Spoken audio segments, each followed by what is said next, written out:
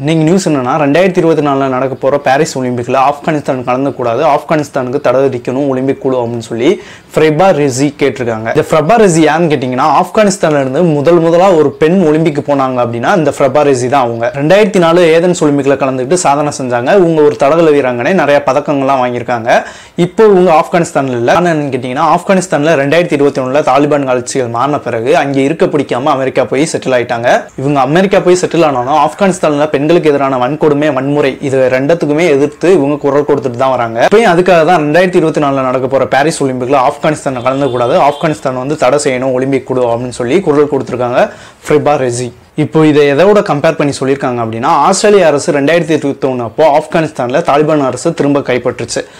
அப்போ தாலிபான்கள் ஆப்கானிஸ்தான் மக்கள் மேல பல மனித உரிமை மீறல் செயலில் ஈடுபடுறாங்க. அதனால ஆப்கானிஸ்தான் அரசு கூட நாங்கள் இனிமேல் கிரிக்கெட் உறவை வந்து முடிச்சுக்கிறோம் அப்படிங்கிற மாதிரி ஆஸ்திரேலிய அரசு சொல்லிருந்துச்சு. அதே மாதிரி ஒலிம்பிக் குழுவும் மனித உரிமை மீறலுக்கு எதிராக ஆப்கானிஸ்தானை வந்து தடை செய்யணும், ஒலிம்பிக்ல விளையாட விடக்கூடாது அப்படின்னு சொல்லி ஃப்ரெபா ரெஸி கேட்டிருக்காங்க.